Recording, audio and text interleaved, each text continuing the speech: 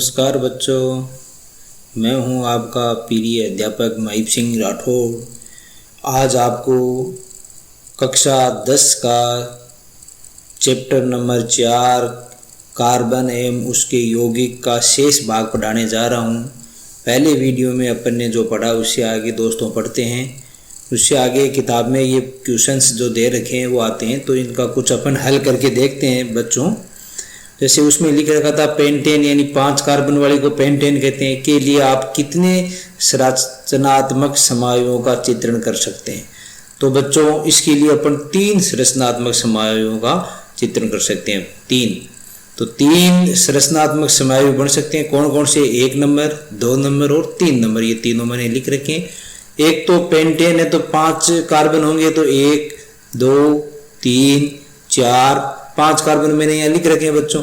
और पांचों कार्बन, चूंकि एक कार्बन के 4 बंध होने चाहिए, तो ये 3 तो हाइड्रोजन से परिपूर्ण हो गए और एक इसने कार्बन से बंध बना लिया। उसी प्रकार इसने 2 इधर हाइड्रोजन से परिपूर्ण कर लिए और एक इधर इस कार्बन से बना लिया और एक इधर इस कार्बन से बना लिया। इस प्रकार कार्बन की एक 5 श्रृंखला वाली ये कार्बन की संरचना है जिसको अपन पेंटेन कहते हैं। अगर ये सीधी श्रृंखला है बच्चों तो इसे एन पेंटेन कहेंगे, नॉर्मल पेंटेन, ये कि सामान्य है।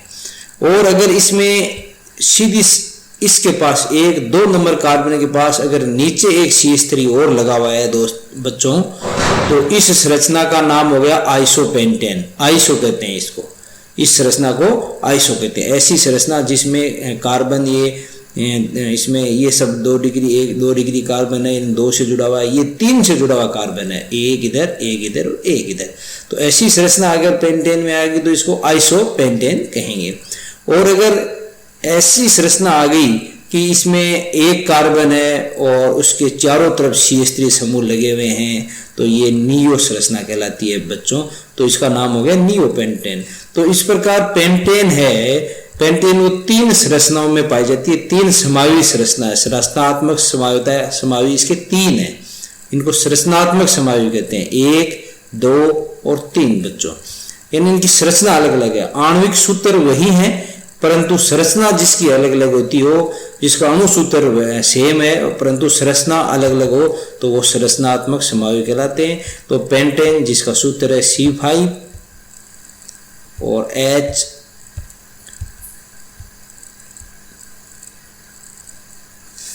दोस्तों इसमें 12 होता है, H12 बच्चों, C5H12। तो इस C5H12 के 3 संरचनात्मक सूत्र हैं। ये एक तो इसको सीधी श्रृंखला में लिख सकते हैं जिसका नाम है नॉर्मल पेंटेन। एक इसको शाखित श्रृंखला एक शाखा के रूप में लिख सकते हैं, उसको कहते हैं आइसोपेंटेन। और अगर चारों तरफ शाखा हो, CH3 समूह जुड़े हो, तो इसको कहते हैं नियोपेंटेन। तो इस प्रकार पेंटेन है वो 3 संरचनात्मक समायों में पाया जाता है। तीनों का सूत्र मैंने आगे लिख रखा है, संरचनात्मक सूत्र। तो ये पहले प्रश्न का उत्तर हो गया बच्चों। उसके बाद में कार्बन के 2 गुण द्रव्य कौन से हैं जिनके कारण हमारे चारों ओर कार्बन यौगिकों की विशाल संख्या दिखाई देती है। तो विशाल संख्या क्यों दिखाई देती है, ये अपन ने पीछे थ्योरी में भी अभी पहले वीडियो में अपन ने पढ़ा था बच्चों कि श्रृंखलन की प्रवृत्ति पाई जाती है कार्बन में। श्रृंखलन जैसे ये शो कर रहा है, कार्बन कार्बन कार्बन कार्बन ऐसे आपस में जुड़ जाता है और बहुत सारे तत्व इसके साथ जुड़ जाते हैं। तो एक श्रृंखलन की इसमें गुण ये प्रवृत्ति पाई जाती है। और दूसरा बच्चों इसमें ये है कि इसमें की संयोजकता 4 होती है, यानी ये 4 के साथ जुड़ सकता है। तो ऐसे एक जब बहुत सारे कार्बन श्रृंखला के रूप में जुड़ गए, फिर एक कार्बन 4 के साथ जुड़ सकता है बच्चों, एक कार्बन। तो 4 के साथ ये जुड़ सकता है, 4 के साथ ये कार्बन जुड़ सकता है, 4 के साथ ये जुड़ सकता है, 4 के साथ ये जुड़ सकता है। तो इस प्रकार इसकी संयोजकता भी ज्यादा है और श्रृंखलन की प्रवृत्ति है। इन 2 लक्ष्य इनके ये 2 गुण धर्मों की वजह से कार्बन के सबसे अधिक यौगिक बच्चों पाए जाते हैं। फिर साइक्लोपेंटेन का सूत्र तथा इलेक्ट्रॉनीय बिंदु संरचना क्या होगा। तो साइक्लोपेंटेन का सूत्र है जिसमें साइकिल होती है। कोई भी अगर नाम आगे साइक्लो आ जाता है तो इसका मतलब उसमें एक साइकिल है बच्चों, और जिनमें मतलब बंद चक्र होता है। जैसे इसमें साइक्लोपेंटेन का अगर मैं ढांचागत सूत्र बनाऊं तो ये इस प्रकार के हो जाता है। फिर इसमें अपन बंद भर सकते हैं। ये साइक्लोपेंटेन जिसमें 5 कार्बन हो, तो 4 कार्बन तो ये हो गए बच्चों, ये 4 कार्बन, और 5वां कार्बन यहाँ पर अपन ऐसे लगा सकते हैं। इस प्रकार ये एक बंद संरचना बन जाती है। जहाँ भी साइक्लो आ जाती है इसका मतलब साइकिल यानी चक्कर, तो एक प्रकार का ये चक्कर बन गया। अब जहाँ जहाँ इनमें 20 कार्बन है, जैसे इसके पास 1 2 तो कार्बन हो गए, तो शेष 2 हाइड्रोजन लगा दो, तो CH2 सारी जगह ऐसे आ जाएंगे बच्चों, CH2 ऐसे सब जगह CH2 आ जाएंगे। यहाँ भी आ जाएगा CH2, यहाँ भी CH2 हो जाएगा, यहाँ भी CH2 हो जाएगा। तो ये साइक्लोपेंटेन है। और इसका इलेक्ट्रॉनीय बिंदु संरचना सूत्र अगर अपन लिखें, तो इलेक्ट्रॉनीय संरचना सूत्र बिंदु है, तो इसको अगर लिखेंगे तो इसमें सब जो एक एक इलेक्ट्रॉनों का साझा, जैसे एक इलेक्ट्रॉन का साझा इसने कर रखा है, एक इसने एक इलेक्ट्रॉन का, जैसे एक बंद में इसमें इसने कर रखा है, एक इलेक्ट्रॉन का साझा इसने कर रखा है, जैसे अपन पिछली चैप्टर उसमें पढ़ा था। और जैसे ये 2 हाइड्रोजन है, तो दोनों ने एक इलेक्ट्रॉन का साझा कर रखा है, एक हाइड्रोजन यहाँ जुड़ गया। अगर इसको खोल कर देखें अपन बच्चों, तो एक हाइड्रोजन यहाँ जुड़ेगा। ऐसे 2 हाइड्रोजन हर कार्बन से जुड़े हुए होंगे, और 2 इलेक्ट्रॉनों का साझा करके ये आपस में बंद होगा। तो इस प्रकार, और ये एक संरचना सूत्र यहाँ ऐसे ये आपस में। तो इस प्रकार कार्बन, इस कार्बन के पास भी 1 2 3 4 5 6 7 8 यानी 8 अपने पूरे हो जाएंगे, और हाइड्रोजन के पास भी अपने 2 पूरे हो जाएंगे। तो इस प्रकार ये अपना अष्टक पूर्ण बनाते हुए इलेक्ट्रॉनिक संरचना सूत्र इनका ये होता है बच्चों। फिर निम्न यौगिकों की संरचनाएं चित्रित कीजिए। तो एथेनोइक अम्ल, एथेन यानी एथेन आते ही बच्चों ये समझ जाना चाहिए 2 कार्बन है, तो ये 2 कार्बन, 1 कार्बन 2 कार्बन। ओइक अम्ल है, इसका मतलब अभी अपन ने बताया था कि ओइक अम्ल का अनुलग्न COOH लगता है, तो इसका ये COOH ये अनुलग्न रहा, ये अनुलग्न लग जाएगा, ये COOH ये बच्चों। तो ये इसमें 1 नंबर कार्बन ये गिना जाता है, और 2 नंबर कार्बन बच्चों ये होता है। तो ये एथेनोइक अम्ल हो गया, ये ओइक अम्ल है, और 1 कार्बन और 2 कार्बन, तो ये 2 कार्बन वाले को एथेन कहते हैं, और ये ओइक है तो एथेनोइक अम्ल इसका फॉर्मूला हो गया, ये इसका संरचना सूत्र हो गया। ये डबल बंद होता है एक ऑक्सीजन के पास, और एक OH समूह जुड़ा वो हमेशा सिंगल बंद से जुड़ा होता है। फिर ब्रोमोपेंटेन यानी पेंटेन यानी 5 कार्बन, पेंटेन का अर्थ है 5 कार्बन और सिंगल बंद, तो 1 2 3 4 5 कार्बन, ठीक है। ये तो इसका हेक्सेनेल का, तो 1 2 3 4 5 6 कार्बन हो गए, तो ये बच्चों इसका है हेक्सेनेल का, ये हेक्सेनेल का है। और नेल यानी एल्डिहाइड समूह को अनुलग्न नेल लगता है, इसलिए इस समूह का अनुलग्न नेल लगता है। ये बच्चों ये जो समूह दिखा रखा है इसका अनुलग्न एल लिखा जाता है इसका, तो हेक्सेन प्लस एल हेक्सेनेल हो गया, जैसे अपन ने उसमें IUPAC नामकरण में देखा था।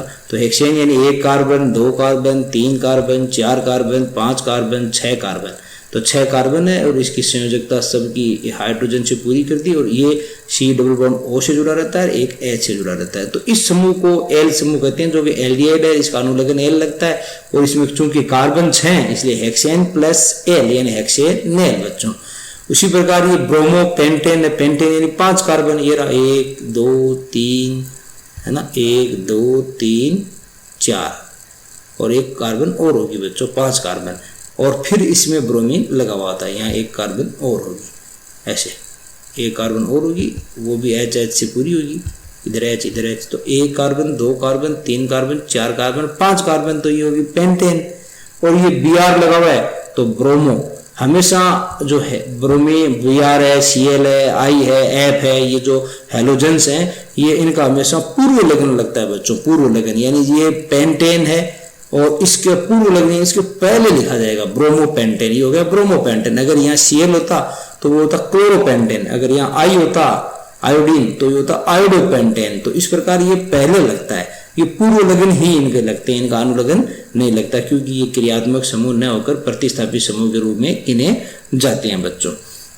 तो इसी प्रकार ब्यूटेनॉल, तो ब्यूटेन यानी 4 कार्बन और नॉन यानी कीटोन, कीटोन समूह जो कि बीच में आता है हमेशा। तो ये देखो 1 2 3 4 कार्बन लिख दिया, और डबल बॉन्ड हो ये कीटो समूह है बच्चों, ये अपन ने उस सारणी में भी पढ़ा था कि ये पिछले वीडियो में, ये कीटो समूह है, ये कीटो समूह है। तो फिर 1 2 3 4 कार्बन हो गया, तो ये ब्यूटेन 4 कार्बन को ब्यूटेन कहते हैं, और ये ऑन है तो ब्यूटेन नॉन नाम हो गया। तो इस प्रकार ये नाम महत्वपूर्ण है, ये परीक्षा में आ भी जाते हैं कि इनके जो आपके किताब में एग्जाम्पल दे रखे हैं बच्चों, उनको आप अच्छी तरह से तैयार कर लेना चाहिए।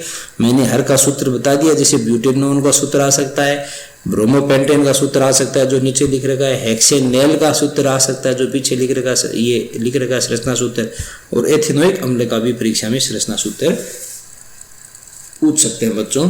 इसलिए आप इनको ध्यान से संरचना सूत्र इनके याद कर लो, समझ लो, और कोई समस्या है तो आप मुझे पूछ भी सकते हो कक्षा में, और या कमेंट बॉक्स में भी पूछ सकते हो। क्या ब्रोमोपेंटेन की संरचनात्मक समावेश संभव है? ब्रोमोपेंटेन का, ब्रोमोपेंटेन यानी ये 1 2 3 4 5 कार्बन वाला है, तो ब्रोमोपेंटेन का संरचनात्मक समावेशता संभव है, क्योंकि अपन ने अभी आइसो की संरचनात्मक समावेशता ये देखो बच्चों यहाँ पढ़ी है। वहीं अगर ये सीधा हो तो एन ब्रोमोपेंटेन, अगर ब्रोमीन यहाँ लग जाए तो आइसो ब्रोमोपेंटेन, और अगर ऐसे संरचना आ जाए तो वो उसको नियो ब्रोमोपेंटेन कहते हैं। तो सेम की सेम ऐसे 3 संरचनात्मक समावेश ब्रोमोपेंटेन के भी बन सकते हैं। ब्रोमोपेंटेन में यहाँ Br होगा, फिर यहाँ Br होगा, और फिर एक जगह यहाँ Br होगा, बस नाम ये हो जाएगा n bromopentane, iso bromopentane, neo bromopentane. तो इस प्रकार ब्रोमोपेंटेन की भी 3 संरचनात्मक समावेशता बन सकती है। निम्न यौगिकों का नामकरण कैसे करेंगे? तो वो ही नामकरण जो कि बच्चों अपन पीछे सारणी में पढ़ चुके हैं, फिर भी अपन देख लेते हैं कि इनका नामकरण कैसे होता है। तो बच्चों देखो, जैसे ये है यौगिकों का नामकरण कैसे होगा, जैसे ये है, तो इसके अंदर एक कार्बन की संख्या गिन लो, 1 और 2 कार्बन है, तो 2 कार्बन वाले को अगर अपन सारणी के अंदर देखें, यहाँ पर बच्चों सारणी मैंने पिछली वीडियो में आपको बताई थी, किताब में सारणी दे रखी है। तो इस सारणी में अगर अपन देखें 2 कार्बन वाली को क्या कहते हैं, तो अपने पास नाम आ जाएगा कि इस 2 कार्बन वाली को एथेन कहा जाता है। सारणी में दे रखा अच्छी तरह से।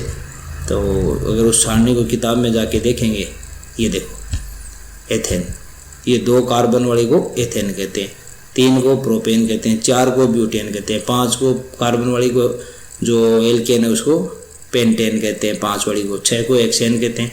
ऐसे करके मैंने 10 तक लिखा है, डेकेन है, नोनेन है, ऑक्टेन है 8 वाली को।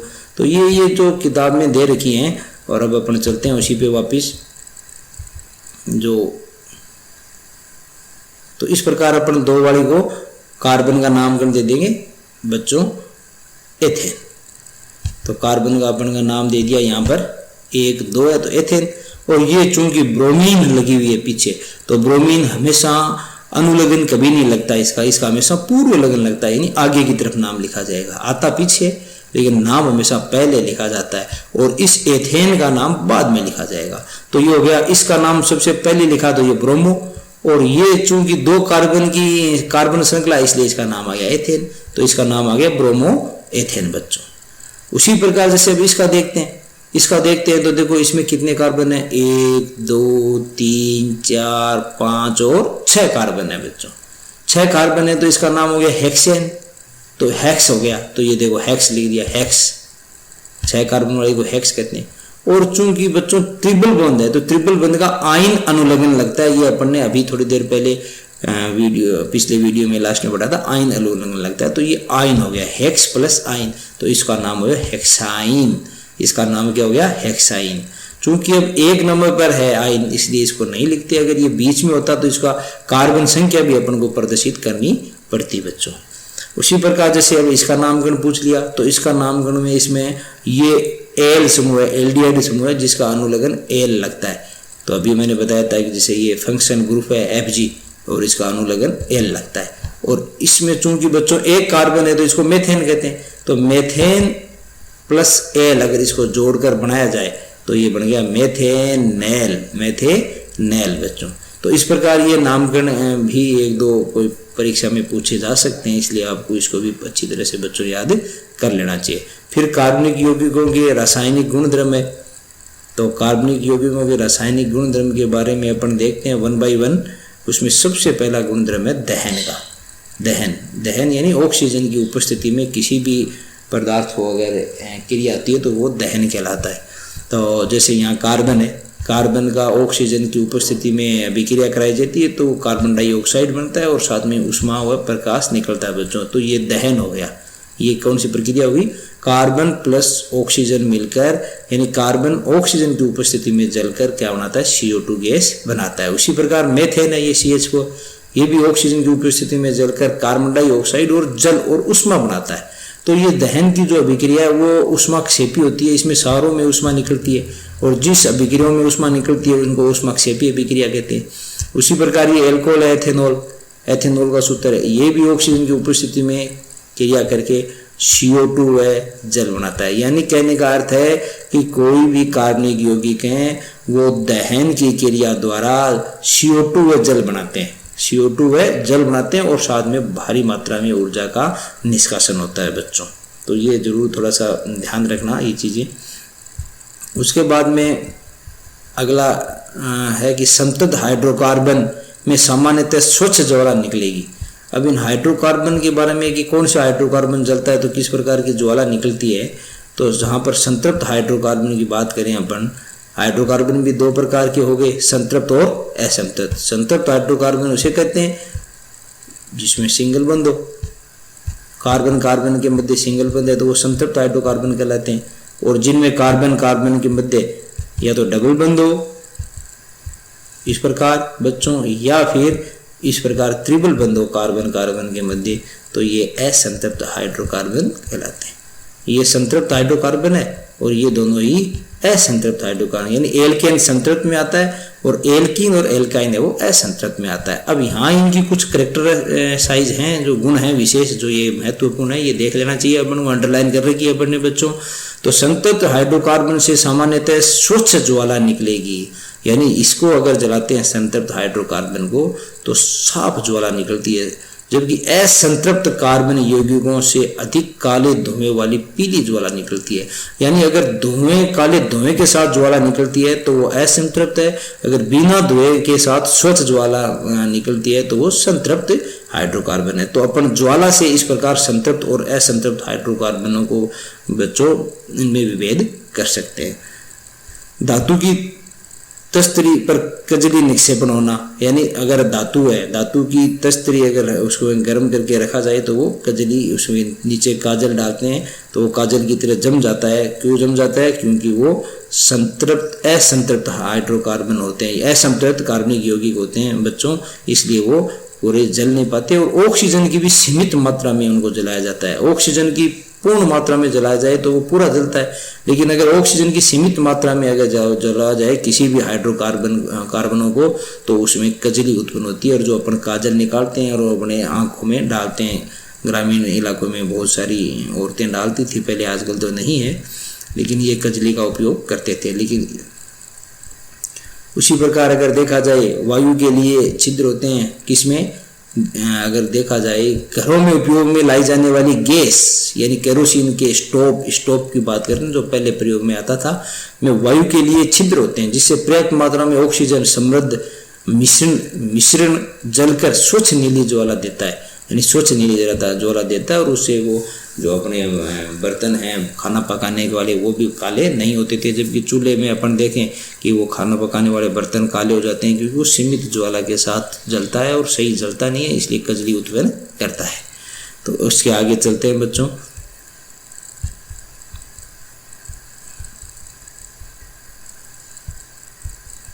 ऑक्सीकरण, दूसरा टॉपिक है ऑक्सीकरण। तो ऑक्सीकरण में कुछ विशेष बातें हैं जो मैं बता देता हूं बच्चों यहाँ पर, कि एल्कोहल का ऑक्सीकरण हमेशा करने पर वो एक ऑक्सीजन जुड़ना क्या कहलाता है? ऑक्सीकरण। तो एक एल्कोहल का ऑक्सीकरण हमेशा अम्ल में ही होता है। तो यहाँ एथेनॉल है, एथेनॉल का ऑक्सीकरण करेंगे तो वो एसिटिक अम्ल में बदल जाता है या एथेनोइक अम्ल में बदल जाता है। अब इसमें कुछ ऑक्सीकारक काम में लेते हैं, जिसका एक तो नाम है पोटेशियम परमैंगनेट KMnO4 क्षारीय, और एक अम्लीय K2Cr2O7 पोटेशियम डाइक्रोमेट। ये दो प्रबल ऑक्सीकारक हैं जो कि एल्कोहल को डायरेक्ट किसमें बदल देते हैं? अम्ल में बदल देते हैं बच्चों। तो हम देखते हैं कि कुछ पदार्थों में अन्य पदार्थों को ऑक्सीजन देने की क्षमता होती है, उन्हें हम ऑक्सीकारक कहते हैं। यानी ये दोनों ही ऑक्सीकारक हैं, KMnO4 और K2Cr2O7। तो ऐसे आ जाए कि दो ऑक्सीकारक पदार्थों के नाम बताओ बच्चों, तो ये दोनों ही हैं। जिसमें पोटेशियम परमनेट और पोटेशियम डाइक्रोमेट।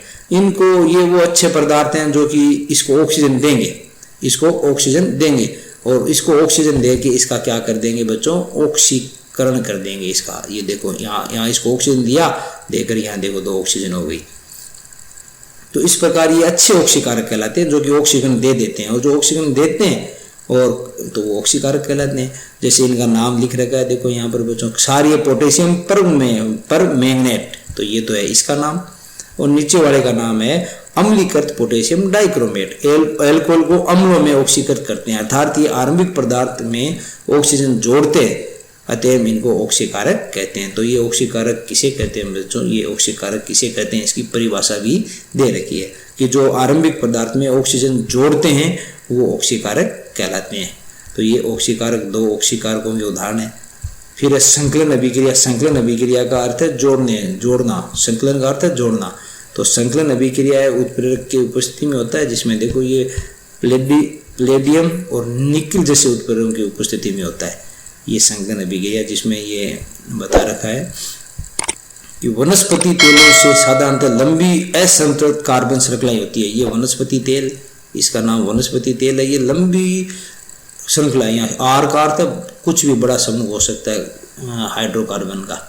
तो ये लंबी श्रृंखलाएं होती है जिसको अपन वनस्पति तेल कहते हैं, और इन लंबी श्रृंखलाओं को निकल और उत्प्रेरक या प्लेटिनम उत्प्रेरक की उपस्थिति में हाइड्रोजनीकरण करता है, यानी हाइड्रोजन जुड़ता है बच्चों इसमें, और जुड़कर हाइड्रोजन, ये सिंगल बॉन्ड है, इसके एक हाइड्रोजन यहाँ जुड़ जाता है, एक हाइड्रोजन यहाँ जुड़ जाता है। जैसे ये देखो ये एक यहाँ जुड़ गया और एक यहाँ, और यहाँ जो डबल बंद था वो टूट गया, यहाँ जो एक डबल बंद है वो डबल बंद टूट जाएगा, और यहाँ पर एक एक हाइड्रोजन दोनों जुड़ जाएंगे। इसको कहते हैं हाइड्रोजनीकरण, इसका नाम है बच्चों हाइड्रोजनीकरण। तो वनस्पति तेलों का हाइड्रोजनीकरण होके वसा, जंतु वसा, वनस्पति घी बन जाता है, जिसको अपन ये कहते हैं। तो आप ये वनस्पति तेल है, स्वास्थ्यवर्धक होते हैं। कुछ विज्ञापनों में कहा जाता है कि वनस्पति तेल स्वास्थ्यवर्धक होते हैं। साधारणतः जंतु वसा से समृद्ध वसा अम्ल होते हैं जो स्वास्थ्य के लिए हानिकारक माने जाते हैं। तो बच्चों ये स्वास्थ्य के लिए हानिकारक होते हैं, जो कि विज्ञापनों में गलत कहते हैं, हानिकारक होते हैं। ये जो वनस्पति तेल है जिसको अपन डालडा भी कहते हैं दूसरे नाम से, तो वो खाना नहीं चाहिए बच्चों, जो स्वास्थ्य के लिए हानिकारक होते हैं। फिर आता है प्रतिस्थापन अभिक्रिया, जो कि अपन पहले चैप्टर में भी पढ़ चुके हैं। प्रतिस्थापन अभिक्रिया यानी ये जैसे इस कार्बन के पास 4 हाइड्रोजन है, क्लोरीन इससे क्रिया करेगी तो एक हाइड्रोजन को क्लोरीन यहाँ से प्रतिस्थापित कर देगी बच्चों सूर्य के प्रकाश में, ये सूर्य के प्रकाश में। तो यहाँ पर देखो CH3 3 हाइड्रोजन बचे, 4 थे, 4 की जगह 3 ही बचे, एक क्लोरीन आ गया, CH3 और प्लस HCl निकल गया, तो ये प्रतिस्थापी।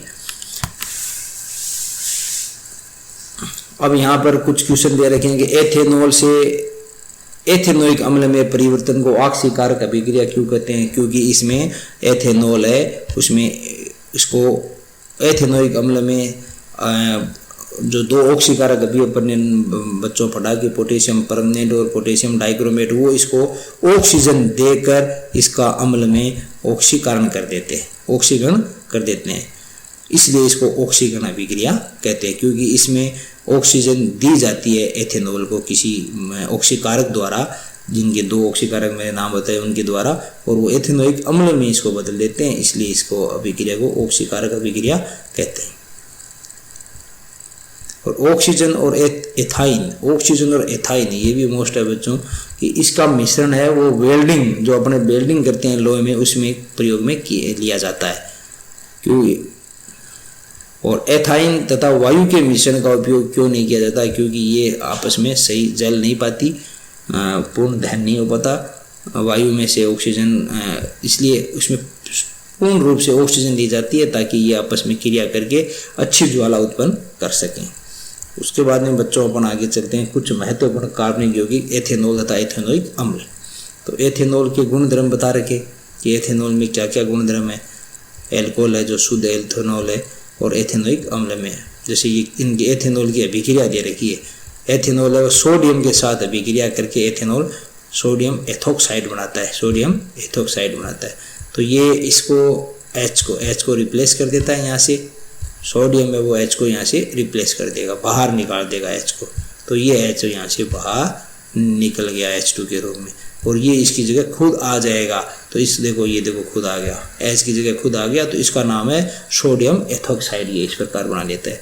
उसी प्रकार एल्कोहल है, एल्कोहल को शानदार H2SO4 की उपस्थिति में बच्चों गर्म करते हैं। गर्म करने से ये एथेनॉल का निर्जलीकरण हो जाता है, यानी OH तो यहाँ से निकल जाता है, OH ये तो यहाँ से निकल जाता है और यहाँ से एक H निकल जाता है, एक H यहाँ से बाहर निकल जाता है। CH3 है, यहाँ से एक H निकल जाएगा। तो यहाँ देखो यहाँ से CH2 ही बचा दोस्तों, CH2 बचा, और यहाँ भी CH2 बचेगा क्योंकि ये OH निकल जाएगा। तो इस प्रकार ये दोनों CH2 बच जाएंगे, एक यहाँ से गया और एक यहाँ से गया, दोनों से एक एक चले गए, इसलिए इन दोनों के बीच में क्या आ जाएगा बच्चों, डबल बंध आ जाएगा, द्विबंध यहाँ पर आ जाता है, तो एथीन बन जाती है। तो किसी भी एल्कोहल का निर्जलीकरण करने से इस एथीन का निर्माण होता है बच्चों। उसी प्रकार जैसे अपन आगे अब इसमें चलते हैं, एथेनोइक अम्ल के गुणधर्म, वो दो एथेनॉल के गुणधर्म, एथेनोइक अम्ल के गुणधर्म में देखो कुछ विशेष बातें हैं जो कि अपन ने अंडरलाइन कर रखी है। एसिटिक अम्ल के 3 से 4% विलयन को सिरका कहा जाता है। कई बार बोर्ड में आ जाता है सिरका किसे कहते हैं। तो एसिटिक अम्ल जो कि अपन ने पढ़े थे, CH3COOH को एसिटिक अम्ल कहते हैं। इसका 3 से 4% विलयन, यानी 3-4%, तो 100 अगर 100 में 100 ml लिया, 100 ml में जैसे 97 ml तो जल है या 96 ml जल है, और एसिटिक अम्ल 3-4 ml उसमें होता है, तो इसको 100% जलीय विलयन कहते हैं बच्चों। तो उसी प्रकार दूसरी है कि शुद्ध एथेनोइक अम्ल का गलनांक 290 केल्विन होता है, और इसलिए ठंडी जलवायु में शीत के दिनों में यह जम जाता है।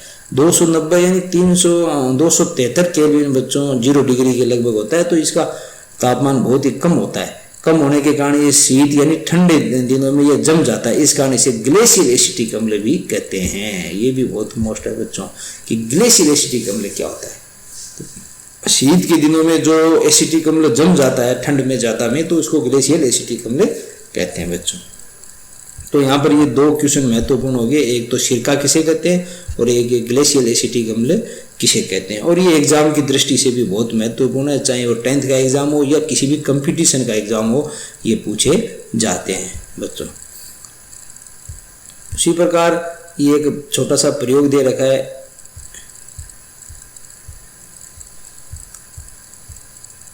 इसमें एस्टर का निर्माण बता रखा है, ये एस्टर है, इसका निर्माण बता रखा है। तो ये अभिक्रिया है बच्चों, एथेनोइक अम्ल जो अपन ने अभी पढ़ाई था, ये अम्ल है, और ये एथेनॉल यानी ये एल्कोहल है। अब इन दोनों की अभिक्रिया करने से अम्ल की प्रजेश में एस्टर बनता है। अब ये एस्टर बना कैसे, ये देखते हैं। तो बच्चों जैसे मैंने इसको यहाँ लिख लिया, ये इसको मैंने ऊपर लिख लिया यहाँ, ये CH3COH, ये रहा CH3COH, ये CH3CH2OH, ये रहा CH3CH2OH, मैंने ऊपर नीचे लिख लिया बस, और कुछ नहीं। और इस एल्कोहल का OH और अम्ल का H, ये दोनों बाहर निकाल दिए, ये दोनों बाहर निकल जाएंगे ऐसे। तो निकला क्या, H और OH यानी H2 निकल गया। अब बच्चों देखो बचा क्या, वो अपन को देखना है। तो अगर अपन देखें यहाँ पर, तो CH3, ये रहा CH3, तो ये CH3 देखो ये रहा बच्चों। फिर यहाँ COO 2 हैं, तो ये COO, फिर ये COO, फिर इधर चलो कौन, फिर किससे जुड़ गया, देखो इधर चलते हैं, तो CH2, तो ये CH2 रहा, तो ये CH2 रहा, और फिर ये CH3 है, तो ये CH3 रहा। यानी इन दोनों को मिलाकर ये कहने का अर्थ है कि इसका तो H निकाल दो बच्चों और इसका OH निकाल दो और दोनों को जोड़ दो, तो ये एस्टर बन जाता है। तो ये देखो CH3 COO CH2 CH3, ये रहा CH3 COO CH2 CH3, ये एस्टर का सूत्र है। इसका उपयोग इत्र बनाने में करते हैं, इत्र जो कि अपन को सेंट कहते हैं, उसको इत्र। सोडियम हाइड्रोक्साइड से अभिक्रिया द्वारा जो एक क्षार है, एस्टर पुनः एल्कोहल एवं कार्बोक्सिलिक अम्ल का सोडियम लवण बना लेता है, यानी ये पुनः टूट जाता है क्षार की उपस्थिति में। अम्ल की उपस्थिति में ये बना और क्षार की उपस्थिति में बच्चों ये पुनः इन दोनों भागों में टूट जाता है। इस अभिक्रिया को साबुनीकरण कहा जाता है, क्योंकि इससे साबुन तैयार होती है। तो ये साबुनीकरण अभिक्रिया बच्चों बहुत ही महत्वपूर्ण है, जो कि अपन आगे पढ़ रहे हैं। साबुनीकरण अभिक्रिया में जैसे ये दे रखा है, ये एस्टर है, इसकी NaOH के साथ अभिक्रिया करवाई, NaOH के साथ अभिक्रिया कराई तो ये एल्कोहल और एसिटिक अम्ल में टूट गया, लेकिन यहाँ ये Na आ गया। जैसे ये बच्चों ऐसे टूटेगा कि ये यहाँ से टूट जाएगा, यहाँ से टूट जाएगा तो इसके पास तो चला जाएगा OH, H, ये यहाँ से टूटेगा बच्चों, यहाँ से, तो ये और ये Na तो चला जाएगा साथ, और ये C2H5 और OH आ जाएंगे बच्चों एक जगह, ये रहे, ये यहाँ आ गया C2H5 OH, तो ये C2H5 OH, और ये CH3COO, और ये जो बाहर बचा Na, तो ये Na आ गया। ये साबुन होती है बच्चों, ये साबुन होती है जो कि लंबे हाइड्रोकार्बन होते हैं, ये सब, इसमें हाइड्रोकार्बन की ये श्रृंखला है वो काफ़ी लंबी होती है, जो कि अपन आगे पढ़ेंगे विस्तार से। साबुन और अपमार्जक, तो बच्चों यहाँ ये बहुत ही महत्वपूर्ण बिंदु है और यहाँ पर परीक्षा में भी आता है। अब साबुन और अपमार्जक में इतना ही अंतर है, अपन साबुन तो जानते ही हैं, कपड़े धोते हैं, और अपमार्जक है वो उसको कहते हैं जो सर्फ होता है, उसका आप अपमार्जक अपन कह सकते हैं बच्चों सर्फ को। तो इसमें दो प्रकार की चीज़ें होती है बच्चों, ध्यान से रखना, जो लंबी हाइड्रोकार्बन श्रृंखला और ऊपर सोडियम होता है, ऊपर सोडियम होता है, मैंने कहा था वो सोडियम एसीटेट होता है वो साबुन है। जैसे ये पामिटिक एसीटेट है या स्टीरिक एसीटेट होता है, जिसमें C15 ऐसे होते हैं, जैसे C15 तो 15 कार्बन की लंबी श्रृंखला हो गई, C15 H35 ये इस प्रकार की लंबी श्रृंखला होती है जिसमें साबुन होती है, ये C15 H35, और फिर आप आगे ये समूह होता है COON,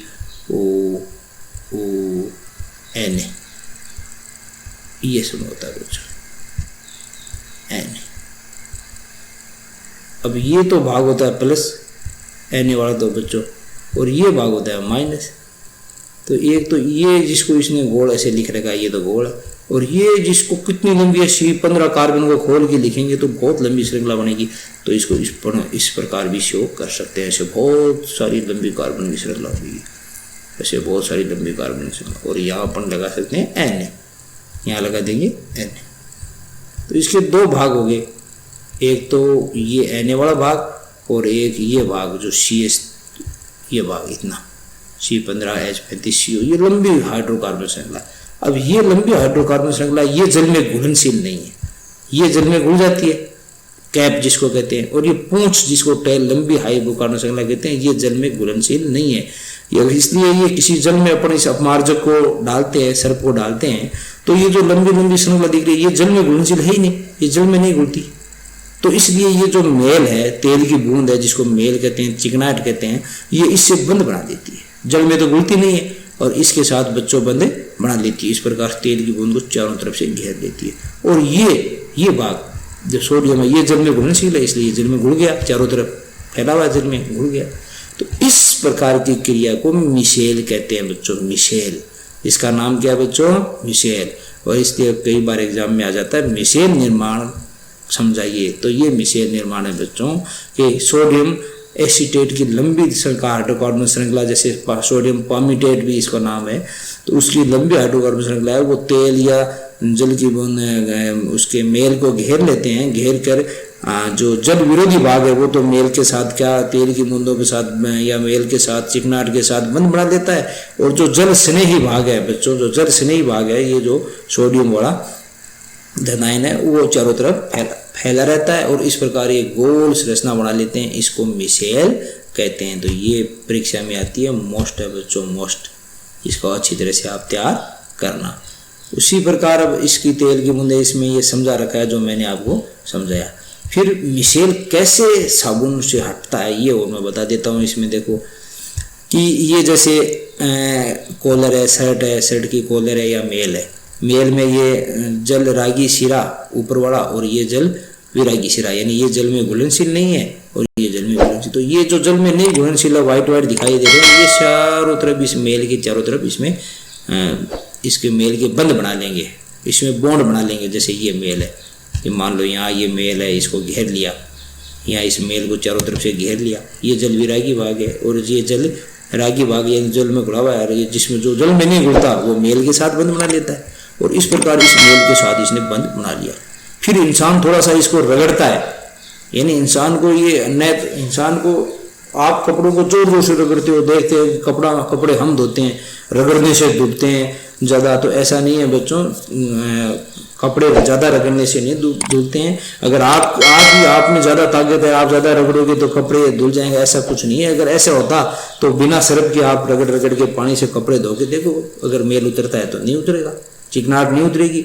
इसलिए सर्फ का ही मेन अपमार्जक का इसमें महत्वपूर्ण भूमिका होती है। वो अपमार्जक मेल से बॉन्ड बना लेता है और उसके बाद में आप थोड़े से रगड़ते हो तो वो बॉन्ड, अब चूंकि ये तो इस बॉन्ड से छूटेगा नहीं, तो इससे मेल को इस प्रकार देखो, यहाँ जैसे ये मेल को छुटा रहा है, ये मेल को यहाँ से छुटा के ले जाएगा, यहाँ से शर्ट, ये शर्ट मान लो ये शर्ट है, बेस है, इस शर्ट से ये मेल को उठा के ले जा रहा है, यहाँ देखो ये उठा के ले जा रहा है।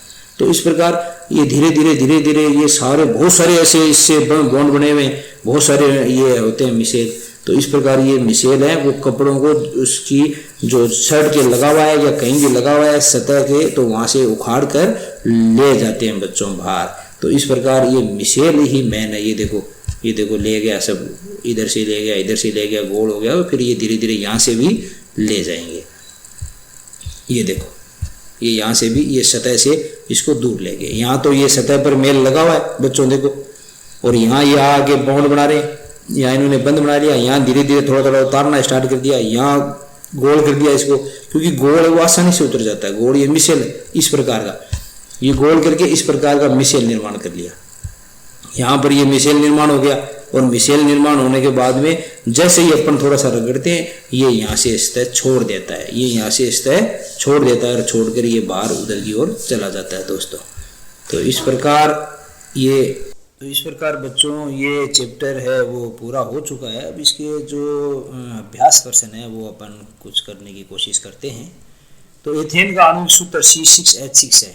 इसमें क्या कितने संयोजक हैं, कितने क्या बंद हैं, तो गिन लो बच्चों। ये एथेन है, C 2 कार्बन है, एक कार्बन 4 बंद बना सकता है, 1 2 3 4, 1 2 3 4। तो इसमें कितने संयोजक बंद देख लो, 1 2 3 4 5 6 7। तो 7 संयोजक बंद है बच्चों, 7। तो ये बी आंसर हो जाएगा, 7 संयोजक बंद है। फिर ब्यूटेनॉन चतुर कार्बन यौगिक है जिसका प्रकार्यात्मक समूह है ब्यूटेनोन। नोन आ गया बच्चों, नोन किसका अनुलग्न है, कीटोन का। तो इसमें हो जाएगा सी। खाना पकाते इसमें यदि किसी बर्तन की तली बाहर से काली हो रही है तो इसका मतलब क्या है, इसका मतलब है कि ईंधन पूरी तरह से नहीं जल रहा है। अगर कोई गीली लकड़ी है अगर उसको अपन जलाते हैं तो वो धुआं ज़्यादा देती है, वही बात है इसमें भी। तो ये बी यानी ईंधन पूरी तरह से नहीं जल रहा है बच्चों, चाहे तो उसको ऑक्सीजन सीमित मात्रा में मिल रही हो या कोई वजह मेन तो यही होती है। फिर है ये चौथा नंबर। तो इस चौथे नंबर में देखते हैं,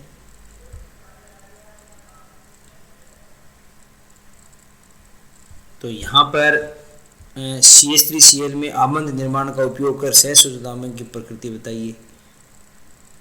CH3Cl तो ये रहा CH3Cl, तो यहाँ जैसे मैंने समझा रखा है, मेन तो सूत्र ये होता है बच्चों CH3, ये जो लिख रखा है CH3Cl में आमंद निर्माण का उपयोग कर, तो ये आमंद बना रखा है। ये बीच में कार्बन है और ये 1 2 3 हाइड्रोजन है और ये 1 क्लोरीन है। तो इसमें संयोजक आबंध की प्रकृति समझाइए, यानी संयोजक आबंध निर्माण का उपयोग कर। तो ये आबंध निर्माण कैसे इलेक्ट्रॉन विन्यास है, 2 हाइड्रोजन का 1 इलेक्ट्रॉन और 1 इस कार्बन का इलेक्ट्रॉन, 1 हाइड्रोजन का 1 कार्बन का, इस 1 हाइड्रोजन और 1 कार्बन का। इस क्लोरीन के पास 7 होते हैं और 1 इसने साझा इससे कर लिया और 1 इसने इससे साझा कर लिया। इस प्रकार कार्बन के पास 8 हो गए, क्लोरीन के पास भी 8 हो गए, हाइड्रोजन के पास 2 इलेक्ट्रॉन हो गए। इस प्रकार ये साझा करके कोवलेंट बॉन्ड बनाते हैं संयोजक बंध, ठीक है। लेकिन ये एक Cl है वो अधिक विद्युत ऋणी है, अधिक विद्युत ऋणी है, तो बंध है, बंध के इलेक्ट्रॉन है वो क्लोरीन की तरफ ज़्यादा झुके हुए रहते हैं, इसलिए ये ध्रुवीय टाइप का बंध हो गया। कोवलेंट संयोजक बंध तो है बच्चों लेकिन ध्रुवीय टाइप का है। फिर इलेक्ट्रॉनिक बिंदु संरचना बनाइए किसी एथेनोइक अम्ल की, तो ये एथेनोइक अम्ल रहा। एथेनोइक अम्ल की इलेक्ट्रॉनिक्स। तो ये एथेनोइक अम्ल की है, तो ये COOH, ये लो एथेनोइक अम्ल, ये एक कार्बन दो कार्बन।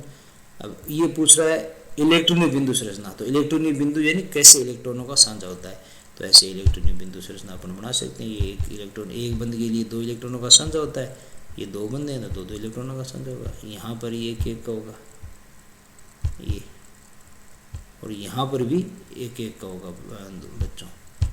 इस प्रकार के साझा इलेक्ट्रॉन करके अपन इनका इलेक्ट्रॉनिक संरचना सूत्र बना सकते हैं, जो कि किताब में पीछे बनाया हुआ है और अपन ने वो समझा भी अच्छी तरह से। इस प्रकार से इलेक्ट्रॉन जैसे ये मैंने बना रखा है, ये ऐसे ये इलेक्ट्रॉनिक बिंदु संरचना है। प्रोपेनॉन की, तो ये प्रोपेनॉन की जैसे ये मैंने समझा रखी है, 1 2 3 कार्बन प्रोपेनॉन होता है। ये कीटोन हो गया, C डबल बॉन्ड हो, तो ऑक्सीजन के पास 1 2 3 4 5 6 तो होते हैं, और 2 इस कार्बन के 7 8, तो ये 7 8 ऑक्सीजन के हो गए। इस कार्बन के एक इधर ये 2 इधर, तो ये 4 तो इस कार्बन के हो गए, ये 4 इसके, तो इसके भी 8 हो गए। उसी प्रकार इस कार्बन के भी 8 हो गए, इन हाइड्रोजनों के 2 2 हो गए। तो इस प्रकार के ये सूत्र संरचना सूत्र है। इसी प्रकार F2 का F इस F के पास भी 7 हैं, इस F के पास भी 7 हैं। अष्टक पूरा करने के लिए एक इसको और एक का साझा कर दिया इसने, तो F बंद से बंद बना दिया। इसके पास भी 8 हो गए, इसके पास भी। इसी प्रकार बच्चों H2S का ये S और ये 2H, S के पास 4 होते हैं, 5 6 और 2 का 4 6 होते हैं, एक एक का साझा कर लिया। 8 इसके पास भी हो गए, इसके पास भी अपने 2 हो गए, और इसके पास भी अपने 2 हो गए बच्चों। सजातीय श्रेणी क्या है, उदाहरण के साथ समझाइए।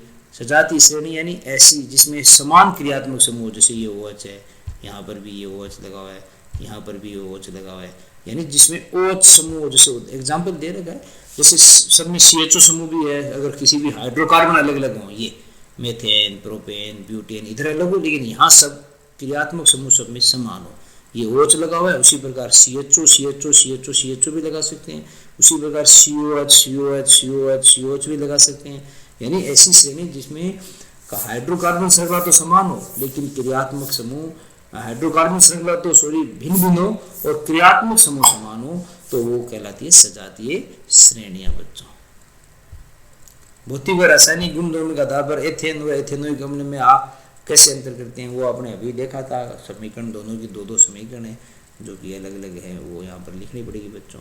जब साबुन को जल में डाला जाता है तो मिसेल का निर्माण क्यों होता है, ये अपन ने भी समझाया था कि साबुन को जल में डाला जाता है तो उसमें एक जल स्नेही भाग होता है, एक जल विरोधी भाग होता है।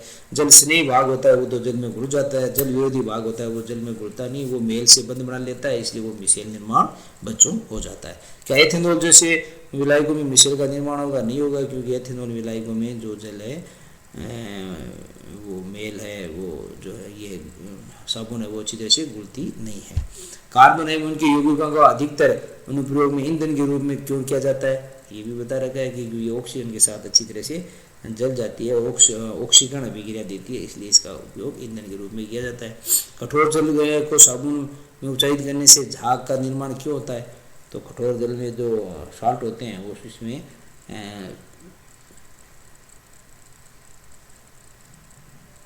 कठोर जल है वो साबुन के साथ झाग अच्छी तरह से नहीं देते हैं, और अपमार्जक वो अच्छी तरह से झाग देते हैं। तो इस प्रश्न को भी आप अच्छी तरह से समझ लेना बच्चों। हाइड्रोजनीय कण क्या है, वो अभी अपन ने देख रहा था, वनस्पति तेल है वो डालडा में बदल जाता है, घी में बदल जाता है, उसको हाइड्रोजनीय कण कहते हैं। दूसरा दिए गए हाइड्रोकार्बन CAA में संकलन अभिक्रिया कौन देता है, तो संकलन अभिक्रिया ये देगा दोस्तों,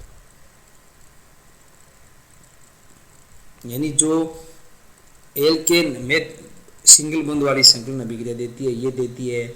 इनमें ये ट्रिपल बॉन्ड हो गया, ये नहीं देगी, ये दे देगी। तो ये 2 संकलन अभिक्रिया शो करती हैं। सिंगल बॉन्ड वाली संतृप्त हाइड्रोकार्बन है वो देती है। संतृप्त असंतृप्त हाइड्रोकार्बन बीच रासायनिक अंतर समझाने के लिए एक परीक्षण दीजिए। तो अभी समझाया था कि संतृप्त हाइड्रोकार्बन है ज्वाला के साथ जो परीक्षण है, ज्वाला के साथ, यानी एक तो धुएं के साथ जलता है वो तो असंतृप्त है, और जो शुद्ध ज्वाला के साथ जलता है वो संतृप्त है। तो इसमें ज्वाला से अपन अंतर बता सकते हैं कि धुओं के साथ जो ज्वाला निकलती है वो असंतृप्त हाइड्रोकार्बन है। संतृप्त तो असंतृप्त हाइड्रोकार्बन के बीच रासायनिक अंतर समझाने के लिए एक परीक्षण और ये कर ही दिया अपन ने जो वाला साबुन की सफाई प्रक्रिया क्रिया विधि समझाई है, जो मिसेल निर्माण की जो मैंने अभी समझाई थी वो क्रिया विधि इसी की है दोस्तों। इस प्रकार दोस्तों वीडियो पसंद आए तो लाइक सब्सक्राइब जरूर करना और ज़्यादा से ज़्यादा बच्चों तक इसको शेयर करो ताकि ज़्यादा से ज़्यादा बच्चों को इसका लाभ मिल सके। Thank you.